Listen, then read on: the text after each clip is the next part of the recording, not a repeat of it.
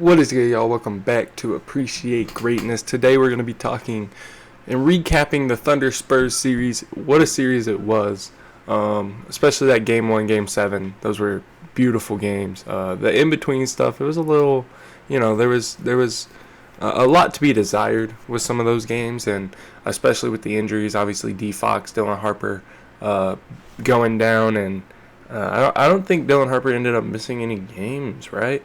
But De'Aaron Fox did miss the first two, and obviously A.J. Mitchell going down after Game 3, J-Dub being out for pretty much the entirety of the series. Tried to play in Game 6, looked awful, honestly. Just I don't understand what they were trying to do there. But I'm going to go through, we're just going to kind of go through each game, recap some of it, and then we'll talk about like the full series notes, what's next for each team. Obviously, Spurs playing the finals. I'm going to do a preview. I'm going to try and get a preview out on that on Wednesday-ish. But yeah, we'll talk about what's next for, I guess, the Thunder. And then obviously, come finals recap, I'll talk about what's next for the Spurs and all that. So, Game 1, I mean, this was the Wemby game. It was one of the single best games I've ever watched. The Wemby shot from 30 feet out, it's one of the most unbelievable things I've ever seen in my life, to be honest. It was unreal.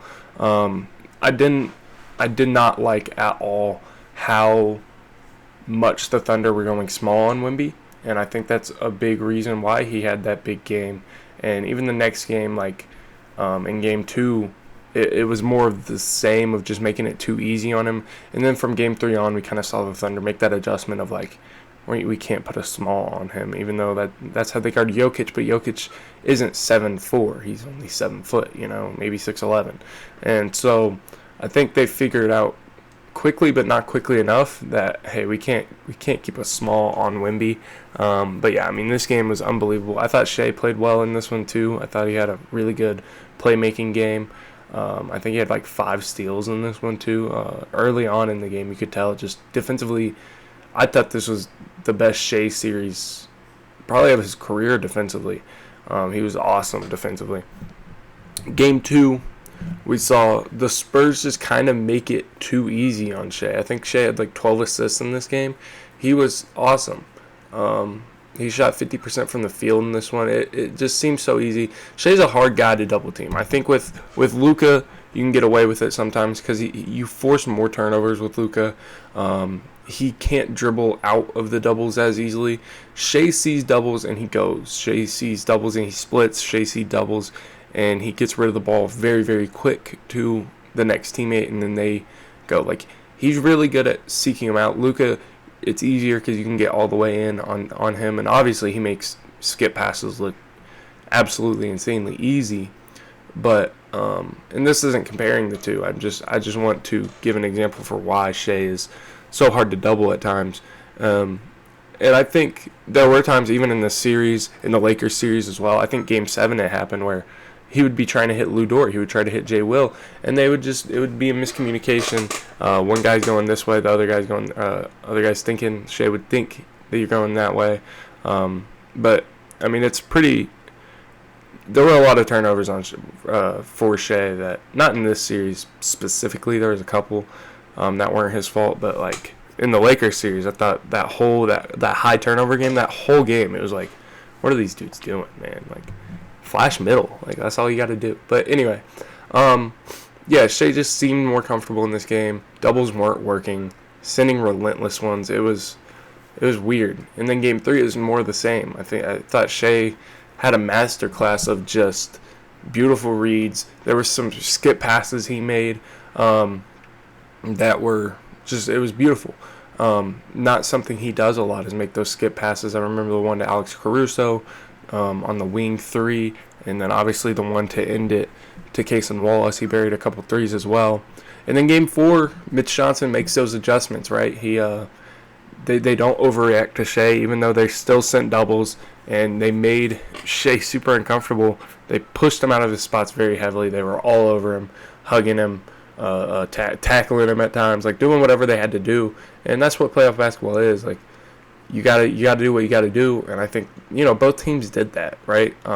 Obviously, I will talk about the refs. I don't think the refs swayed the game at all. I don't think that happens in the NBA. But I do think that there were some calls and there were times where if I'm a referee, like, and I think it all started, and this is, again, I don't want to, this is nothing against the Spurs. I think it all started with the Wemby elbow to Naz Reid, him not getting ejected for another game, suspended for another game. I think that started all of it to where now, Carter Bryant full up on Shea, the Hartenstein hair. Like, there was a lot of stuff that was dirty that just kind of went untouched. And I think that, the NBA and the NBA referees have to do a better job at controlling stuff like that. But it is what it is. It's over. And again, I just think that, again, things can get chippy in the finals, in the Western Conference Finals, in the Eastern Conference Finals, whatever it is. And I don't think the NBA did a great job of keeping things in, keeping it basketball all the time. I don't think it was basketball all the time. But again, don't think it swayed a game at all. And I don't think it was rigged. That's for damn sure. But again, I thought that Mitch Johnson in Game 4 made the proper adjustments. They didn't overreact on Shea. They were all over him, doing a great job. And I thought, I think in this game was the game where Wemby was showing hedge a little bit. And I mean, dude, I understand wanting to keep him in the paint. I understand it fully. But, dog, that dude on a hedge is scary, man. Like, Shea would come off a screen, and it's a Wemby in his face. Like, there's not many plays that can be made when Wemby is in your face. Now, obviously, Shea did a good job multiple times on walking Wemby down and pulling it out and going at him. But, dog, it's nuts. Especially early in that game. And then in Game 5, the Thunder did what they needed to do way more. And this is where the hedges didn't work. Because, again, those hedges are happening more midcourt, more wing. So he's not only getting pushed into a hedge of Wemby, he's getting pushed into another guy in the gap. So Game 5, the Thunder go to just weak side pick and roll, like clear side pick and roll for Shea more. The offensive rating that game, I think they had like a 128 point something, and it skyrocketed. And Shea turned the ball over a lot in this game, I believe. But there was just so many awesome plays outside of that. And again, that weak side pick and roll, it worked perfectly. The Spurs didn't double as much in Game 4. They doubled more in Game 5. And they were really spontaneous. And again, this is where it was like, some of these turnovers, I'm like, dog, what are we doing? Like, it's flash middle. It's simple. Flash middle, look for the ball. But Shea and teammate would be off page sometimes. Game 6, I think this was an OKC loss more than a Spurs win. Obviously, you go 8 minutes without scoring. That's defense. Like, the defense definitely has something to do with that. So definitely credit the Spurs. But I felt like, and obviously not having the extra ball handler, it's just Shea out there, hurts a lot. But I felt like Mark Daigneault was trying to play too ahead of the Spurs. Like, he was trying to be too smart. And they didn't run a singular weak side pick and roll, which, again, worked like a charm in Game 5. Didn't run it until the third quarter. And that was the play where Shea, went at Wemby again and scored, and that was 64, and then they didn't score for 8 minutes. But the Spurs, they deserve so much credit. Intensity, their want to win, it was just more. They wanted it more, and sometimes that's all it takes in playoffs. Like, these teams, especially once Dub went down, I think if AJ keeps playing, it's like a perfectly matched up team, two teams, which we'll get into that in a second. And then Game 7, it was an instant classic. They were trading blows. They were running their actions that worked the best. The Thunder got back to the weak side, the clear side pick and roll with Shea. The Spurs kept going to the super high, like, horn screen. I don't really know what that action's called. I always call it like a high horn screen, which probably is. Even though they would go more, instead of their 4 and 5, they'd go like 5 and their 3, and like Vassell or someone would set it. But yeah, I mean, the Spurs played outstanding in this game. Anytime the Thunder looked like they were going to answer, they couldn't. I think, was this a 16-2 run game? I think it was. I'm a little allergic today, if you can't tell. But I think this was a 16-2 run game as well. And so, yeah, I mean, it was just a beautiful, beautiful series by the Spurs. For my full series notes, starting with the Shea playmaking, I thought he was really, really great playmaking wise. Obviously impressed with the Spurs defense, how they held him down. But I think Shea also missed shots that he normally makes, and I think a part of that is he wasn't in rhythm. And the Spurs, again, huge credit to them, keeping him out of rhythm, making his touches that he normally gets, or making his touches that he's very comfortable with, making them really, really tough. And then I think a part of that is Shea just needs to add a high volume three. And obviously we saw it this year. We saw it a little last year of him trying to just chuck them up. I think it's time to, who cares? He's won 2 MVPs now. Big credit to him. He deserved it.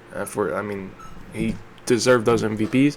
Time to, shoot 51-36 on 8 threes a game.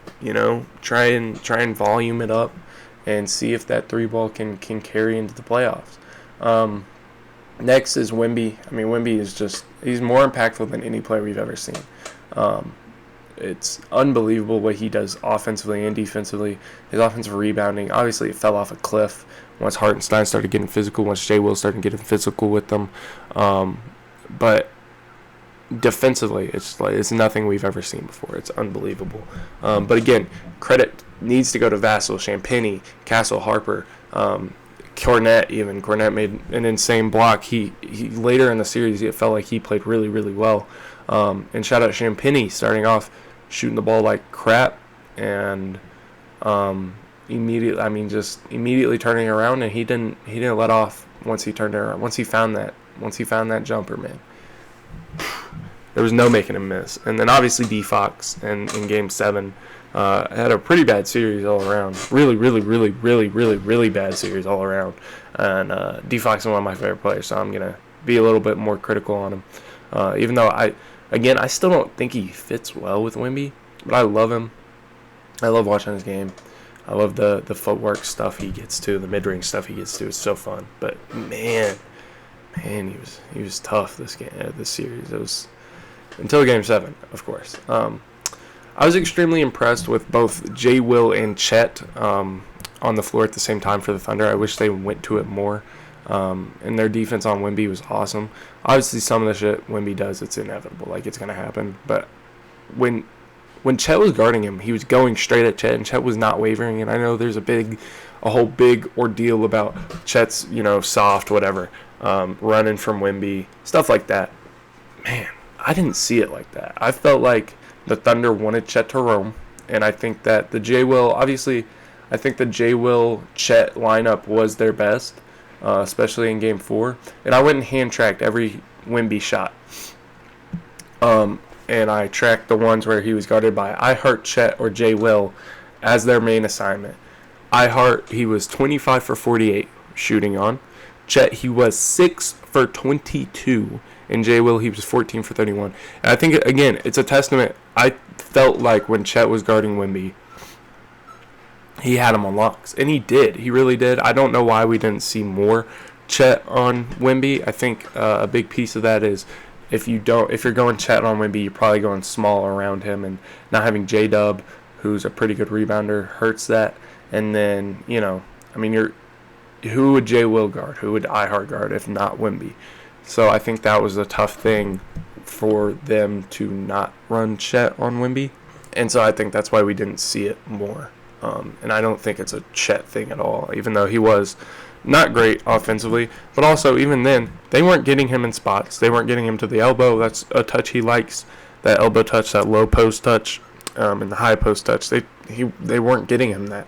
They used to run a thing where it was like a quick in transition, like a trail screen for Chet. They haven't ran that in forever, so I don't understand it. The Lou Dort and Keldon Johnson minutes were so tough, man. They were tough to watch, both of them. Keldon obviously stepped up in Game 7, had a better Game 7.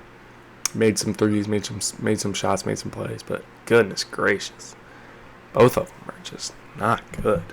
I thought Lou Dort's intensity defensively was much better in Game 7 as well. Just couldn't hit a shot. He did hit one, though, but goodness. What's next? The Spurs, obviously, you're playing for a finals again. I'm going to try and do a preview on that. It'll be out Wednesday. Discuss gameplay and stuff, what I think we'll see from each side, what I think will swing the series, stuff like that. And then after that, I'll talk about like the off season for the Spurs, what they could do, and the Knicks, obviously. But for the Thunder, it's time to move Lou Dort. I hate to say that. I love Lou Dort. I love him on the Thunder. He's the underdog, undrafted. I feel like it fits their team and their culture so well. And obviously now they're on top of the mountain, and everyone wants to see them lose, which I don't think the Thunder are super used to, obviously. But yeah, it's time for Lou Dort to go, and I think you trade him, move one of the Joe or Wiggins contracts. I would move Joe. I think Wiggins has a lot in the tank. I know he struggled in the playoffs, but I believe in that man. I mean, he saved basketball, for God's sake, he saved basketball. But yeah, I think it's a renegotiation for Hartenstein. Get him, try and keep him there longer. Maybe you can cut off about $8 million for next season. And I think if you move Lou Dort and Isaiah Joe's contracts, you should be good for the second apron stuff. Obviously, you also have Kenrich Williams' contract that you can move, and I think it's pretty clear Kenrich Williams wants to stay there for the entirety of his career. But so that makes it a little difficult. But yeah, I mean, I think it's going to be a really fun offseason. Last time that the Thunder didn't win a championship and went into an offseason, they made a trade for Alex Caruso. They signed Isaiah Hartenstein. They were very active. I imagine we'll see a somewhat active to pretty active Thunder this offseason, which is exciting. You got guys on the trade block like Trey Murphy. You got Giannis, obviously. I don't think Giannis is the answer at all. I think it kind of goes against everything that they built. It makes no sense to me. I also don't understand anything about like trading Chet or saying Chet sucks. He's the second best defender in the world, bar none. I mean, maybe third. Rudy's awesome. Scotty Barnes, obviously, too. Scotty Barnes, whew, can't believe he wasn't all NBA first or all defensive first team. But yeah, it should be fun off season for the Thunder. I think for the Spurs it'll be less fun. I think it'll be more of like maybe they find a piece or two on the outskirts. I'd be shocked if they traded De'Aaron this off season, but I think it could be coming. Dylan Harper's ready, man. He's unbelievable. I didn't talk about him enough. Steph Castle even stepped up once De'Aaron came back, made his job easier, and obviously, that's all it takes sometimes. I hope he can develop a real three ball, because it's ugly sometimes. But Dylan Harper, man, just unbelievable series, making shots, making the midi. I didn't think he had a midi in him. He was making it. He was getting to it too. That was what's really impressive to me. Who else? I feel like I didn't talk. Devin Vassell, bro, I'm so happy for him. That dude out of Florida State was like a defensive, like that was his thing. He was a defensive prospect of like incredible like touches, like incredible. What am I trying to say? He was like an insane defensive prospect, basically. Kind of fell off once he got into the NBA.